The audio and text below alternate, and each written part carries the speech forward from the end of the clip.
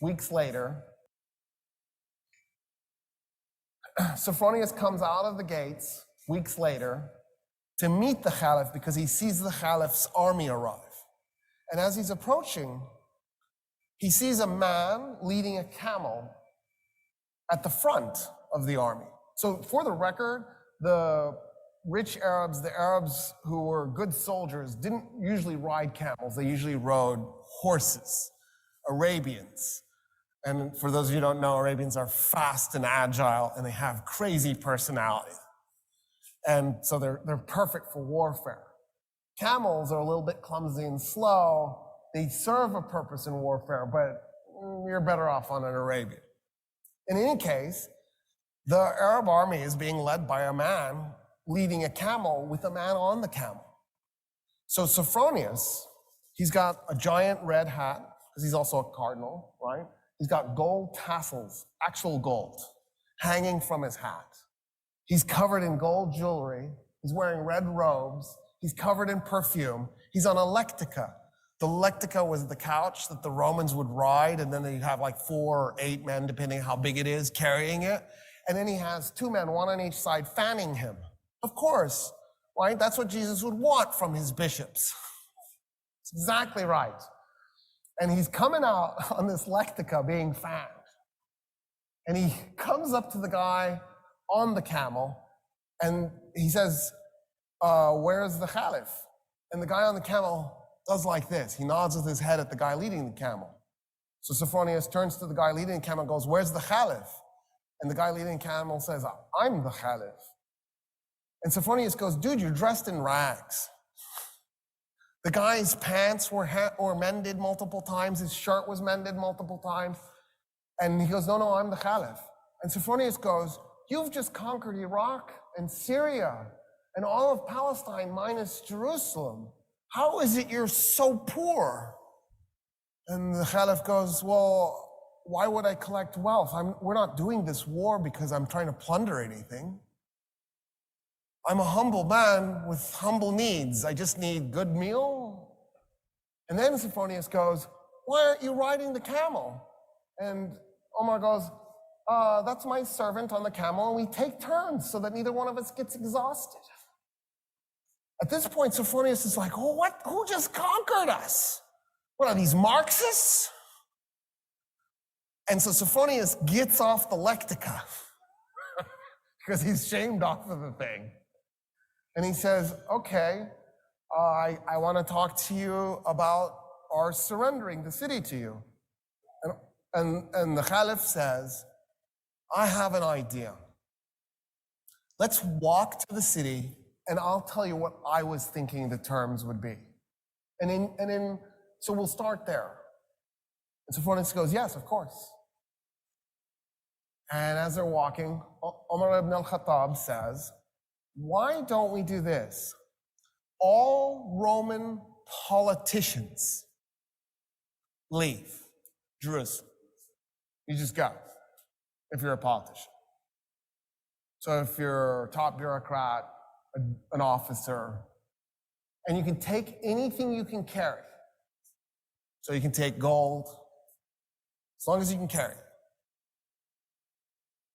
And Sophronius goes, okay, that's reasonable. That's actually more than reasonable. I just assumed you'd enslave them and take their gold. I don't see how anybody would be mad about that. And then what else? And the Caliph goes, oh no, I was thinking that's it. We don't do anything else. And Sophronius goes, wait a minute, I am really confused. So when us Romans capture a city, we enslave a segment, we plunder the city, probably a little bit too much raping too. We might even burn some of it just for grins and giggles. And then we declare it to be ours. What about that? And Omar ibn al-Khattab goes, no, we're not going to do any of that. No plundering, no raping, no enslaving. We don't do that stuff. And then Sophronius goes, oh, but you're going to seize property in the city. And the Caliph goes, no, we're not going to take anybody's property. We're going to leave the city exactly like it is. The only thing I want to do is eject the Roman politicians with whatever they can carry. And Sophronius goes, there's nothing to negotiate. Yeah, we surrender the city this instant. I don't understand, actually. They walk into the city. Khaled is one of the men following. Amr ibn al-As, all these guys, they're on foot. If they've got their horses with them, they're leading their horses by the reins, right? Because the leadership is on foot. There's no way they're going to ride in. They're walking. And this is a holy city to them because Jesus is holy to them, because the Jews were holy to them. And so they see this as a holy city. Sophronius goes, tell me about your religion as they're walking through the streets. And so Omar ibn al-Khattab starts telling him about Islam. Sophronius goes, it just sounds like a variation of Christianity. I feel like our religions are shockingly similar. And Omar ibn al-Khattab goes, yeah, because they are. I mean, we thought we were doing Judaism 3.0. It never occurred to us that we were going to be received as being so different. And he goes, okay, since you've given us such amazing surrender terms, my alarm is going off, and I can't turn it off, and it's so embarrassing. It's telling me to put my kids to bed. I should have remembered to turn it off, but it didn't occur to me. He says, you've given us such amazing surrender terms, and because I feel such kinship with your religion, will you do me an honor? Will you come to my church and pray in your Muslim way next to me as I pray in my Christian way? And Omar ibn al-Khattab goes, never. And Sophronius goes, why? He goes, I'm the Caliph. The first place I pray in Jerusalem is going to become a mosque. The Muslims will take it and they will create a place of worship for Muslims, and you will lose it. And I don't want you to lose your church.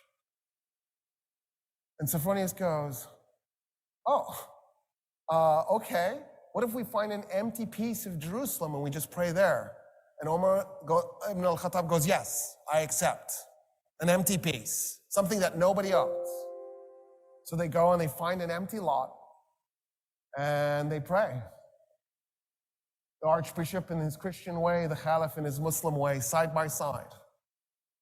It is a mosque today, that spot, commemorating the first place that the first Muslim Caliph prayed in Jerusalem. He nailed it. He knew what was coming. And he saved the Church of the Holy Sepulchre for Christians, because that's the church Sophronius wanted him to pray in.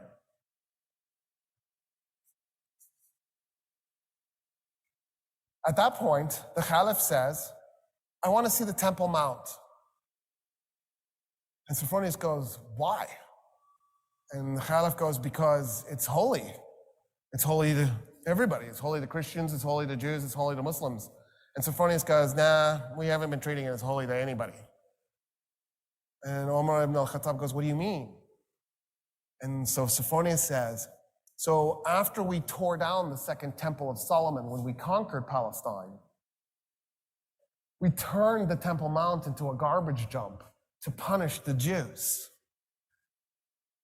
And the Caliph goes, what do you mean? And Sophronius goes, yeah, there's like 500 years of refuse on that thing. It's just a garbage dump. And he goes, show me. They walk up to the Temple Mount, and the Caliph can't believe what he's looking at. He falls on his knees, and he begins clearing the garbage by his hands. His army sees their leader on his knees clearing garbage, and they run up, and they start clearing the garbage themselves. And they clear the garbage off the Temple Mount. The Caliph goes, okay, I want to meet some of the Jews living in Jerusalem. And Sophronius goes, there are no Jews in Jerusalem. And the Caliph goes, what do you mean there's no Jews in Jerusalem? The city is holy to the Jews. How could there be no Jews? And he says, well, us Christians, we pretty much murder them every chance we get. We really hate Jews. In fact, in the war we just did against the Persians, the Jews sided with the Persians. And so we murdered 20,000 Jews in Jerusalem and completely purged the city of its remaining Jewish population.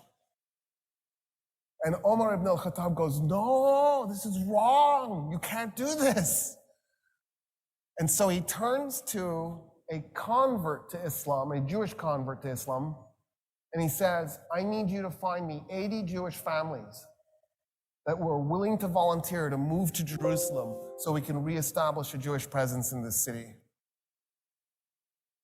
And that's how the Muslims conquered Jerusalem. And that's the stuff that's left out of your history books.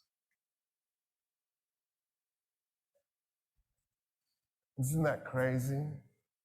Because isn't that an amazing story? After Jerusalem, Omar turned